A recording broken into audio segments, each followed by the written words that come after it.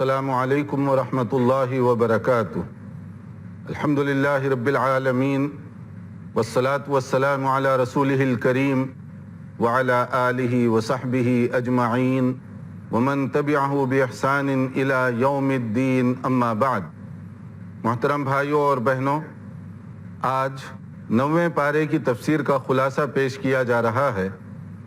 8ویں پارے کے اختتام پر اور 9ویں پارے کے شروع میں مختلف انبیاء کرام کا تذکرہ ہے۔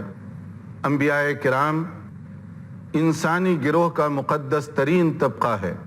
اللہ تعالیٰ نے انسانوں کی ہدایت کے لیے مختلف اوقات میں مختلف مقامات پر مختلف زبانوں کے بولنے والے انبیاء کرام کو مبعوث فرمایا، اگرچہ کہ ان کا پیریڈ الگ الگ ہے مگر دعوت ایک تھی، ٹارگٹ ایک تھا، اور وہ تھی یا قوم اعبدوا اللہ ما لکم من الہ غیرہ، اے میری قوم کے لوگوں، ایک اللہ کو چھوڑ کر تم ادھر ادھر نہ بھٹکو۔ تمام انبیاء کرام اسی مقصد کے لیے دنیا میں تشریف لائے، لیکن اس کا یہ مطلب نہیں کہ انبیاء کرام نے دین توحید اس انداز سے پیش کیا کہ ان کی زندگی گزارنے کے جو مسائل ہیں اس کو اگنور کر دیا یا اس پر گفتگو نہیں کی۔ ایسے نہیں ہیں۔ ان کی دعوت، ان کا فوکس وہ دعوت توحید تھی۔ اللہ تعالیٰ کی وحدانیت پر وہ فوکس ضرور کیا کرتے تھے، وہی سینٹرل پوائنٹ تھا، اسی پر کنسنٹریٹ کیا کرتے وہ اپنی تبلیغ میں، کیونکہ اگر وہ بنیاد بنا ڈالیں تو بنیاد کے بعد عمارت بنانے میں آسانی ہوتی ہے۔ توحید اگر نہ ہو تو آدمی جو بھی عبادت کرے اس کا کوئی اللہ کے پاس مقام نہیں ہوگا۔ عمل اسی وقت قبول ہوتا ہے جب وہ عقیدے کی بنیاد پر ہو۔ عقیدہ فاؤنڈیشن ہے، عقیدہ یہ بنیاد ہے۔ اگر بنیاد درست ہوگی تو پھر کوئی بھی عمل کرے گا تو اللہ تعالیٰ اس کو قبول فرمائیں گے۔ اسی لیے تمام انبیاء کرام نے اپنی دعوت کا آغاز اللہ تعالیٰ کی توحید سے کیا، اور اس کے بعد جو دیگر مسائل تھے اس پر بھی انہوں نے توجہ دی۔ جیسے اب آپ دیکھیے کہ یہ جو لسٹ ہے 8ویں پارے کا آخری حصہ اور 9ویں پارے کا شروع کا، اس میں مختلف انبیاء کرام کا تذکرہ ہے۔ مثلا حضرت ہود علیہ السلام، انہوں نے بھی توحید کی بات کی، اور توحید کی بات کے ساتھ ساتھ قوم کا ایک مزاج تھا جس میں خود سری، تکبر، سرکشی پیدا ہو گئی تھی، اور اس بیماری کی اصلاح کی طرف انہوں نے بھرپور توجہ دی۔ لیکن حضرت لوط علیہ السلام، انہوں نے توحید کے علاوہ جس دوسری بیماری پر توجہ دی وہ کیا تھی؟ وہ جنسی بے راہ روی تھی۔ سیکشول پرابلمز جو وہاں پر پیدا ہوئے تھے، انارکی، اور خاص طور پر جو اس میں بے راہ روی کا شکار ہوئی تھی وہ قوم اخلاق باختگی کا مظاہرہ کر رہی تھی، بے حیائی کی بہت ساری ایسی چیزیں تھیں ان کے درمیان، تو حضرت لوط علیہ السلام نے اس پر فوکس کیا۔ اور اسی طرح حضرت شعیب علیہ السلام کو لیجئے، حضرت شعیب علیہ السلام نے بھی توحید کی بات کی، مگر جو ان کی قوم کی بیماری تھی وہ بزنس ٹرانزیکشن، لین دین یا ناپ تول، ان مسائل کے اندر چیٹنگ، دھوکہ بازی، جھوٹ، مکر و فریب یہ داخل ہوا تھا، اس پر انہوں نے فوکس کیا۔ تو یہ تینوں انبیاء کرام کی بات کو آپ ذرا غور کریں۔ پہلا پوائنٹ سب کا ایک ہی ہے، اللہ کی توحید کی دعوت۔ حضرت ہود نے بھی وہی کہا، حضرت لوط نے بھی وہی کہا، حضرت شعیب نے بھی وہی کہا، مگر دوسرا جو ہے وہ ان کے حالات اور زمانے کے لحاظ سے، حضرت ہود علیہ السلام کے زمانے میں لوگ بہت زیادہ فضول خرچی، اسراف اور تکبر، گھمنڈ، ان چیزوں میں مبتلا ہو گئے تھے، اس پر انہوں نے توجہ دی، اس کی اصلاح کی انہوں نے کوشش کی۔ حضرت لوط علیہ السلام کے زمانے میں جنسی آوارگی پیدا ہو گئی تھی، لوگوں کے اندر بد اخلاقی کی باتیں پیدا ہو گئی تھیں، اس کی طرف انہوں نے توجہ دی۔ تو گویا کہ دوسرا پوائنٹ ان کا الگ اور ان کا الگ تھا۔ اسی طرح حضرت شعیب علیہ السلام کے زمانے میں بزنس کا مسئلہ تھا، خرید و فروخت، کاروبار وغیرہ میں چیٹنگ، دھوکہ بازی وغیرہ بہت زیادہ عروج پر پہنچی تھی، اس پر انہوں نے توجہ دی۔ تو اس کا مطلب یہ ہوا کہ انبیاء کرام علیہ السلام اس وقت کے حالات اور وہاں پائی جانے والی پرابلمز پر پوری نظر رکھتے تھے، اور اس کی اصلاح کی بھی انہوں نے پوری توجہ دی، مگر اپنے اپنے ضرورت اور حالات کے اعتبار سے۔ اس میں ہمارے لیے پوائنٹ کیا ہے کہ ہم بھی اپنی گفتگو اور فوکس توحید، عقیدے کی اصلاح، ایمان کی مضبوطی سے شروع کریں، اور اس کے بعد زمانے کے جو تقاضے ہیں، یہاں کی جو مسائل ہیں، اس پر بھی ہماری گہری نظر ہونی چاہیے تاکہ ہم لوگوں کو دین کی دعوت علی وجہ البصیرہ دے سکیں۔ پھر اس کے بعد ایک اور نقطہ اس کے اندر جو ہے، انبیاء کرام حالانکہ اتنے مقدس معزز ہستیاں ہوتی ہیں، ان کے ساتھ قوم کا ریئیکشن کیا ہوا، رد عمل کیا ہوا قوم کا؟ بہت ہی سخت رد عمل ہوا، بڑا سخت ہیوی ریئیکشن ہوا۔ مثلا ان کو دھمکیاں دی گئیں، بعض لوگوں کو جان سے مار ڈالنے کی کوشش کی گئی، بعض لوگوں کو وطن سے نکال دیا گیا، بعض لوگوں کو سخت تکلیفیں پہنچائی گئیں، ہر طرح سے انہیں پریشان کیا گیا۔ تو اس میں داعیان دین کے لیے ایک اور سبق بھی ہے کہ جب بھی آپ دین کی دعوت کا کام کریں گے تو یہ پھولوں کی سیج نہیں ہے، لوگ پھول نہیں کانٹے برسائیں گے، پتھر ماریں گے، جیسے کہ انبیاء کرام علیہم الصلاۃ والسلام کے ساتھ ہوتا رہا۔ چیلنجز، مشکلات، مسائل کا سامنا کرنا پڑے گا، لیکن ان مشکلات پر اگر کوئی بے قابو ہو جائے اور اس کے پاؤں متزلزل ہو جائیں تو کامیابی اس کو نہیں ملے گی، لیکن اگر ثابت قدمی کا اور استقامت کا وہ مظاہرہ کرے، مشکلات کے باوجود آگے بڑھتا رہے، تو اللہ تعالیٰ انہی مشکلات اور چیلنجز میں سے امکانات بھی پیدا فرما دیتے ہیں، اسی کے اندر اس کے لیے پاسبلٹیز بھی پیدا ہو جاتی ہیں، اور اس کی دعوت بہرحال پھر کبھی نہ کبھی رنگ لائے گی۔ تو آج بھی داعیان دین کے راستے میں کئی طرح کی رکاوٹیں بنائی جاتی ہیں، کئی مسائل ان کے سامنے کھڑا کر دیے جاتے ہیں، انہیں کبھی مایوس نہیں ہونا چاہیے، کیونکہ یہ انبیاء کرام کے ساتھ ہوتا رہا۔ اگر ہمارے ساتھ بھی یہ بات ہو رہی ہے تو اس کے اندر کوئی نئی چیز نہیں ہے۔ پھر آیت 96 کے اندر 96 اس کے اندر ایک بات بتائی گئی اللہ تعالیٰ کی طرف سے، گویا ایک ضمانت، اور اس کا ارشاد کیا گیا کہ دیکھو تم اللہ کے دین پر چلتے رہو گے تو اللہ تعالیٰ تمہارے لیے غیب سے خزانے کھول دے گا، آسمان سے رحمت کی بارشیں نازل ہوں گی، زمین سے رحمت کے خزانے نکل آئیں گے تمہارے لیے، اگر تمہارا اللہ تعالیٰ پر اعتماد ہوگا۔ جیسے کہا گیا وَلَوْ أَنَّ أَهْلَ الْقُرَىٰ آمَنُوا وَاتَّقَوْا لَفَتَحْنَا عَلَيْهِمْ بَرَكَاتٍ مِّنَ السَّمَاءِ وَالْأَرْضِ۔ اگر لوگ ایمان لے آئے، تقوی کی زندگی اختیار کیے، تو اللہ تعالیٰ آسمان سے بھی دروازے کھول دے گا، زمین بھی خزانے نکالنا شروع کر دے گی ان کے لیے۔ یہ اللہ تعالیٰ کا وعدہ ہے، جو اللہ تعالیٰ کے بندے بن جائیں، جو اللہ کے دین کے لیے محنت اور کوشش کریں، اللہ تعالیٰ ان کے لیے کیسی رہنمائی فرماتے ہیں۔ اور پھر ایک اور جو بات اس کے بعد بتائی گئی 97 سے لے کر 99 تک آخری سورت کے اندر، کہ اس کے اندر بتایا گیا کہ اللہ کا عذاب، گرفت، مصیبت اور آزمائش مختلف طریقوں سے اور مختلف جگہوں پر آ سکتی ہے، مختلف طریقوں سے۔ ان کو دیکھ کر آدمی کو عبرت لینی چاہیے۔ کہا گیا أَفَأَمِنَ أَهْلُ الْقُرَىٰ أَن يَأْتِيَهُمْ بَأْسُنَا بَيَاتًا وَهُمْ نَائِمُونَ۔ کیا گاؤں والے، علاقے کے لوگ اس بات سے بے پرواہ اور غافل ہو چکے ہیں کہ ہمارا عذاب اس وقت بھی آ سکتا ہے جب وہ گھروں میں پڑے سو رہے ہیں؟ یا کہا گیا أَوَأَمِنَ أَهْلُ الْقُرَىٰ أَن يَأْتِيَهُمْ بَأْسُنَا ضُحًى وَهُمْ يَلْعَبُونَ۔ دوپہر دن کے وقت کھیل کود میں مصروف، کاروبار میں مصروف، پھر بھی وہ اللہ تعالیٰ کا عذاب ان پر آ سکتا ہے۔ أَفَأَمِنُوا مَكْرَ اللَّهِ فَلَا يَأْمَنُ مَكْرَ اللَّهِ إِلَّا الْقَوْمُ الْخَاسِرُونَ۔ کیا وہ اللہ تعالیٰ کے پلاٹ سے، اللہ تعالیٰ کی تدبیر سے غافل ہو چکے ہیں؟ اللہ تعالیٰ کسی بھی وقت اپنی گرفت میں کسی کو لے سکتا ہے۔ دنیا میں آنے والی آسمانی آفتوں اور بلاؤں کو آپ دیکھیے تو کم سے کم ان آیات سے سبق آدمی کو ملے گا کہ لوگ گھروں میں آرام سے بیٹھے ہوئے ہیں، زلزلے کی وجہ سے پورے کا پورا علاقہ دھسا دیا گیا، کہیں پر فلڈ کی وجہ سے پورے کا پورا علاقہ پانی میں بہا دیا گیا، کہیں پر کوئی اور بجلی گری، کہیں پر کوئی اور طوفان آیا۔ دنیا میں ہونے والے زلزلے، دنیا میں ہونے والے سیلاب، دنیا میں ہونے والی یہ آفتیں ہمیں کیا سبق دے رہی ہیں؟ کتنے ایسے علاقے تھے، بستیاں تھیں، گاؤں تھے، ہنستے بولتے، اور وہاں پر ساری زندگی کی سہولتیں موجود تھیں، مگر زلزلہ آیا، وہ پورے کا پورا گاؤں اس کے اندر ڈبا دیا گیا، ختم کر دیا گیا، زمین پھٹی اور دھسا دیے گئے لوگ۔ یہ عبرت ہے ان لوگوں کے لیے جو غافل ہیں۔ اور کبھی آسمان سے بارش برستی ہے، پانی کے ساتھ خس و خاشاک کی طرح ان کو بہا دیا جاتا ہے، کتنے ملک ہیں, کتنے علاقے ہیں, آس پاس ذرا نظر دوڑائیے.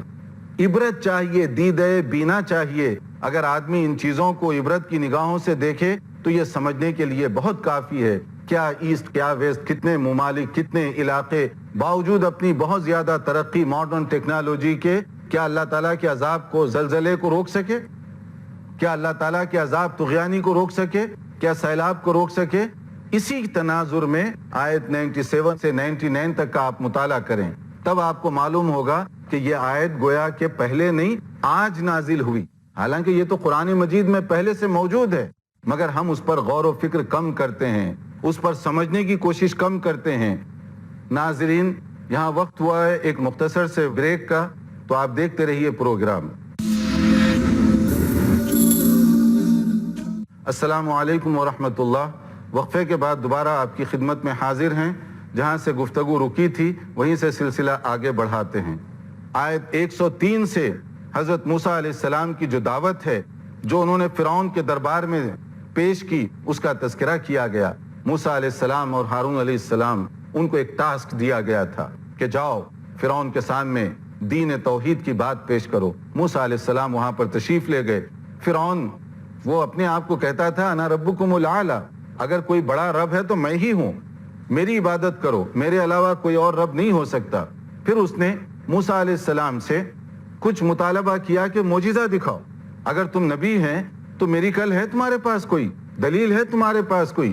موسیٰ علیہ السلام نے وہ معجزہ بھی دکھایا, مگر اس نے سوچا کہ یہ تو جادو ہے اور جادو تو میں بھی کروا سکتا ہوں. لہٰذا اس نے مختلف جادوگروں کو جمع کیا. جادوگر دور دراز سے مختلف علاقوں سے جمع ہو کر وہاں پر پہنچے. اس کے بعد کیا ہوا, اب موسیٰ علیہ السلام کا مقابلہ کرنے کے لیے جادوگر آئے وہاں پر, بڑے بڑے ٹاپ کلاس میجیشین جو اس زمانے میں تھے, اور یہ فن اس وقت عروج پر پہنچا ہوا تھا. اور جادوگر جب آئے تو چونکہ وہ لوگ اخلاص کے لیے تو نہیں لڑ رہے تھے, انہیں تو چاہیے تھا پیسہ, انہیں تو چاہیے تھی دولت. تو انہوں نے فرعون سے بھاؤ تاؤ کیا کہ اگر ہم تمہاری طرف سے میدان میں اتریں گے موسیٰ اور ہارون علیہ السلام کے خلاف, ہمیں کیا ملے گا؟ تو فرعون وہ بھی سیاسی آدمی تھا, اس نے فوری کہا تم کو میں مقرب بنا لوں گا اپنا. اب جب کوئی آدمی بادشاہ وقت کا مقرب بن جائے, یعنی آج کی اصطلاح میں مشیر خاص, جب حکومت ڈوبتی ہے تو مشیر خاص بڑا کردار ادا کرتے ہیں اس میں, تو اس نے فرعون نے کہا کہ مشیر خاص میں بنا لوں گا, مقرب بنا لوں گا. تو انہوں نے کہا بس ٹھیک ہے, اگر مشیر بن جائیں, مقرب بن جائیں تو پھر آگے دربار ہمارا ہے. اس کے بعد یہ ہوا کہ وقت مقررہ پر اعلان کر دیا گیا چاروں طرف سے کہ جو جو دیکھنا چاہتے ہیں آ جاؤ. سارے لوگ جمع ہو گئے. موسیٰ علیہ السلام اللہ تعالیٰ کے ذکر و فکر میں مصروف, وہ بھی وہاں پر پہنچے. فرعون کے ساتھ جاہ و جلال سے بھرے ہوئے اس کے درباری بھی موجود تھے, اور اس کی طرف سے آنے والے جادوگر بھی موجود تھے. جادوگروں نے بڑی تیاری کی ہوئی تھی کہ آج ہم فرعون سے مزدوری لینے کے لیے, اس کے مقرب بننے کے لیے موسیٰ علیہ السلام کو میدان جنگ میں شکست دیں گے مقابلے میں. تو اس کے بعد یہ ہوا کہ جب وہ وہاں پر پہنچے تو جادوگروں نے موسیٰ علیہ السلام سے پوچھا کہ تم پہلے کرتب دکھائیں گے یا ہم پہلے دکھائیں. وہ اس کو ابھی تک کرتب سمجھ رہے ہیں. موسیٰ علیہ السلام کوئی جادو کا تو نہیں تماشا کرنے کے لیے آئے ہوئے تھے. موسیٰ علیہ السلام نے کہا تم کیا کرنا چاہتے ہو کرو. تو وہ اپنی لکڑیاں, لاٹھیاں, رسیاں جو لے آئے تھے وہ میدان میں پھینک دیے, اور وہ جادو کے زور سے ایسے لگ رہا تھا جیسے وہ سانپ اور اژدہے کی شکل بن گئی ان کی. ایک خوفناک ہیبتناک ماحول بن گیا. پورے میدان جنگ میں چیخنے چلانے کی آوازیں آنے لگی کہ ہمیں تو مقابلے کے لیے جمع کیا گیا, یہ کیا خطرناک مسئلہ شروع ہو گیا. ہر طرف سانپ, ہر طرف اژدہے, اس طرح کی شکل دکھائی دے رہی تھی جادو کی وجہ سے. اب اس کے بعد کیا ہوا, اللہ تعالیٰ کی طرف سے وحی آئی موسیٰ علیہ السلام پر کہ ڈالیے اپنا عصا. موسیٰ علیہ السلام کے ہاتھ میں جو لاٹھی تھی, جب موسیٰ علیہ السلام وہ لاٹھی ڈالے تو اس میدان جنگ کا نقشہ بدل گیا. چند منٹوں کے اندر موسیٰ علیہ السلام کا عصا جہاں جاتا وہ جادوگروں کے کرتب کو ہڑپ کر جاتا. فن والا فن کو جانتا ہے. جادوگر جانتے تھے کہ جادو کا کتنا اثر ہو سکتا ہے. جب انہوں نے اپنی آنکھوں سے یہ منظر دیکھا تو ان کو بات سمجھ میں آ گئی کہ یہ تو جادو نہیں ہو سکتا. اگر یہ جادو ہوتا تو موسیٰ علیہ السلام کبھی ہم سے جیت نہیں سکتے. ان کے عصا میں اتنا پاور نہیں ہو سکتا کہ ہماری جادو کو ہڑپ کر جائے۔ اس کو دیکھتے ہی بات سمجھ میں آ گئی، اور جب بات سمجھ میں آ گئی تو ان کا انداز کیا ہوا، وَأُلْقِيَ السَّحَرَةُ سَاجِدِينَ، سارے جادوگر ایک دم سجدے میں پڑ گئے۔ وہاں پر جیسے ہی سجدے میں گر گئے، اعلان کرتے ہوئے قَالُوا آمَنَّا بِرَبِّ الْعَالَمِينَ رَبِّ مُوسَىٰ وَہَارُونَ، ہم بھی ایمان لانے کا اعلان کرتے ہیں، موسیٰ اور ہارون کے رب کو ہم بھی تسلیم کرتے ہیں۔ یہ عجیب مسئلہ ہو گیا فرعون کے لیے، درباریوں کے لیے، کہ میدان کے اندر سب کے سامنے جادوگروں نے اعلان کر دیا ایمان قبول کرنے کا۔ فرعون آپے سے باہر ہو گیا۔ اب آپ دیکھیے ایک ہی منظر، جس کو جادوگر بھی دیکھ رہے ہیں، جس کو لوگ بھی دیکھ رہے ہیں، جس کو فرعون بھی دیکھ رہا ہے، مگر جادوگروں پر ایک دم پازیٹیو اثر ہوا اس کا، اور وہ خود ایمان لانے کا اعلان کر بیٹھے، کیونکہ انہیں معلوم تھا کہ یہ جادو نہیں ہو سکتا، یہ کوئی قدرتی چیز ہے جس سے موسیٰ علیہ السلام کامیابی پائے ہیں۔ تو اس لیے وہ سجدے میں گر گئے۔ فرعون آ گیا جاہ و جلال کے اندر، ضد اور ہٹ دھرمی میں۔ جادوگر جانتے تھے فرعون کی کیا طاقت ہے، فرعون جو کچھ کہہ رہا ہے وہ کر گزرے گا، لیکن جب ایک مرتبہ ایمان کی چاشنی، ایمان کی حلاوت اور لذت سے کوئی اس کو چکھ لیتا ہے تو دنیا کی کوئی طاقت یا دھمکی ایمان سے سودا کرنے کے لیے اس کو تیار نہیں ہوتی۔ فرعون کی دھمکی کے باوجود جادوگروں کا رسپانس کیا تھا؟ انہوں نے کہا جو تمہیں کرنا ہے کر لو، ہم کسی طریقے سے اب اس ایمان کو چھوڑنے والے نہیں ہیں۔ ایک دن آئے گا جس دن تم اور ہم رب العالمین کے دربار میں پیش کیے جائیں گے، اور وہاں پر حق اور صداقت کے ساتھ فیصلہ ہوگا۔ مطلب یہ ہے کہ فرعون کی دھمکی کے باوجود جادوگروں نے انکار ایمان نہیں کیا، بلکہ ایمان پر استقامت کا مظاہرہ کیا، ثابت قدمی کا مظاہرہ کیا۔ میدان جنگ ایک، واقعہ ایک، مگر دونوں پر الگ الگ اثر دکھائی دے رہا ہے۔ جادوگر مسلمان ہو رہے ہیں اور فرعون جاہ و جلال میں اسلام کو ختم کرنا چاہتا ہے۔ آج بھی یہی ہے کہ بہت سے لوگ حق کو سنتے ہیں، قبول کر لیتے ہیں، اور کچھ لوگ ایسے ہیں جو حق کو سننے کے باوجود اس کو قبول کرنے کے لیے تیار نہیں ہوتے۔ پھر یہاں تذکرہ کیا گیا کہ وہاں موسیٰ علیہ السلام کی موجودگی میں فرعون اور ان پر جو اللہ تعالیٰ کے عذاب آتے رہے، مختلف شکلوں میں وہ عذاب آتے رہے، کبھی پانی کا عذاب، کبھی خون کا عذاب، کبھی کھٹمل کا عذاب، کبھی مچھر کا عذاب، نہ جانے کئی کئی قسم کے عذاب ان پر آتے رہے۔ اور عجیب بات، ہر عذاب کے موقع پر فرعون اور اس کے درباری صرف موسیٰ علیہ السلام کے پاس بھاگے بھاگے آتے، یہ گزارش کرتے کہ اے موسیٰ اگر تم دعا کر دو کہ اللہ تعالیٰ یہ عذاب کو دور کر دے، اگر عذاب کو دور کرے گا تو ہم تم پر ایمان لانے کی بارے میں غور کر سکتے ہیں۔ اب ایک نبی کا انداز دیکھیے، وہ انتقام لینے والا انداز نہیں ہوتا کہ موقع ہے انتقام لوں گا، نہیں، بلکہ وہ کوشش کرتے ہیں کہ حتی الامکان ان کے ساتھ مدد کی جائے۔ وہ دعا کرتے ہیں، عذاب ٹلتا ہے، پھر وہ سرکشی کی سرکشی، پھر دوسرا عذاب آیا، پھر دعا کی، عذاب ٹلا، پھر وہی سرکشی، پھر اسی طریقے سے وہ کرتے رہے۔ یعنی ایک طرف سے وہ سرکشی، ضد، کفر، طغیانی، اور دوسری طرف سے عفو و درگزر، اللہ تعالیٰ سے مدد مانگ رہے ہیں۔ ان کے لیے یہ ایک نبی کا اپنا ایک کردار ہوتا ہے۔ پھر بنی اسرائیل کی جو ناشکرانہ کیفیت ہے، آیات 137 سے 141 تک ان کا ذکر کیا گیا کہ کیسی ناشکری کی قوم تھی، کیسی ان کے اندر عجیب صفات تھیں، کہ جب موسیٰ علیہ السلام فرعون کے ظلم و ستم سے بچا کر ان کو لے گئے تو انہوں نے کہا ہمیں بھی ایک بت بنا دیجئے تاکہ ہم وہ بت کی پوجا اور پرستش کر سکیں۔ یعنی موسیٰ علیہ السلام سے کہہ رہے ہیں کہ شرک کرنے کی ہمیں اجازت دی جائے۔ اسی طریقے سے ایک موقع پر یہ ہوا کہ موسیٰ علیہ السلام کی دعاؤں کے نتیجے میں اللہ تعالیٰ نے من و سلوہ نازل فرمایا، ورنہ ڈیزرٹ میں کھاتے کیا، پیتے کیا؟ اللہ تعالیٰ نے مدد ایسے فرمائی کہ من و سلوہ، جس کو آج کی اصطلاح میں ہم سمجھ لیجئے سویٹ اور سالٹ ڈشیں، اللہ تعالیٰ کی طرف سے ان کے لیے اس کا انتظام کیا گیا۔ مگر وہ قوم بھی عجیب تھی، انہوں نے یہ کہا کہ موسیٰ ہم تو یہ کھاتے کھاتے تھک گئے ہیں۔ تو موسیٰ علیہ السلام نے کہا پھر کیا چاہتے ہو؟ کہا کہ ہمیں تو چاہیے دال، بھاجی، لہسن، پیاز وغیرہ، یہ چیزیں چاہیے۔ موسیٰ علیہ السلام نے سمجھانے کی کوشش کی کہ اللہ تعالیٰ کی طرف سے اتنی نعمتیں مل رہی ہیں، ان کو چھوڑ کر یہ چیزوں کا تم مطالبہ کر رہے ہو؟ تو انہوں نے کہا کہ نہیں، ہمیں چاہیے یہی۔ تو اللہ تعالیٰ کی طرف سے ان کو یہ سزا دی گئی، اچھا یہ چاہیے، جاؤ کھیتی باڑی کرو، کماؤ کھاؤ، اور وہ اللہ کی طرف سے جو خصوصی نعمت دی گئی تھی اس سے ان کو محروم کر دیا گیا۔ اسی طرح پانی کا مسئلہ تھا تو اللہ تعالیٰ کے حکم سے ان کے لیے اس لق و دق صحرا کے اندر 12 چشمے جاری کر دیے گئے جہاں بڑے آرام کے ساتھ وہ پانی پی سکتے تھے۔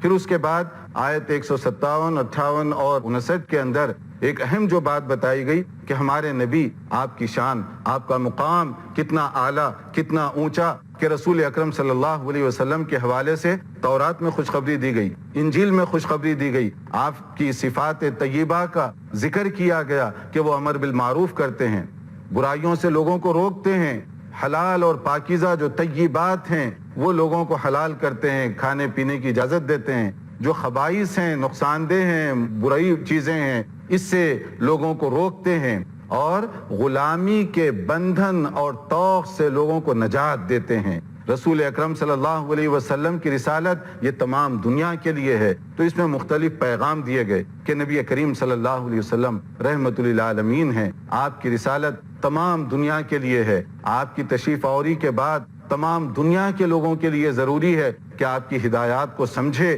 اور اس کو قبول کرے اور آپ کی رحمت بھری تعلیمات سے فائدہ اٹھائے۔ اگر آپ کی باتوں کے باوجود ہم غلامی کا طوق اور نہ جانے کون کون سی زنجیریں اور بندشیں اپنے اوپر ڈال کر رکھیں تو نبی صلی اللہ علیہ وسلم کی گویا کہ بے قدری ہوگی۔ ہمیں چاہیے کہ نبی صلی اللہ علیہ وسلم کی تعلیمات کی قدر کرنا سیکھیں۔ پھر اس کے بعد بنی اسرائیل پر آنے والی ایک آزمائش، یہودیوں پر خاص طور پر، جس کو السبت کہا جاتا ہے، آیت 163 کے اندر اس کا ذکر کیا گیا، یعنی سیٹرڈے، ہفتے کے دن ایک عجیب آزمائش تھی ان کی کہ ان کو شکار کرنے سے روک دیا گیا، اور قدرتی اتفاق کہ سیٹرڈے مچھلیاں بھی خوب آتی تھیں، تو یہودی جو ہیں ہمیشہ ہیلا سازی کرتے رہے، یعنی ایکسکیوزز کے ذریعے سے شریعت میں کمی بیشی کرتے، حرام کو حلال، جائز کو ناجائز، اپنے لیے جیسے چاہے من مانیاں کیا کرتے۔ تو انہوں نے مچھلی کے شکار کے لیے ایک طریقہ شروع کیا۔ وہ کیا ہے کہ ہفتے کے دن جا کر سمندر اور دریا کے کنارے وہ اپنا جال وغیرہ بچھا دیتے اور وہاں چھوٹے چھوٹے گڑھے کھود دیتے کہ ہفتے کے دن مچھلی آتی اس میں پھنس جاتی، اور اس کو نکالتے نہیں تھے۔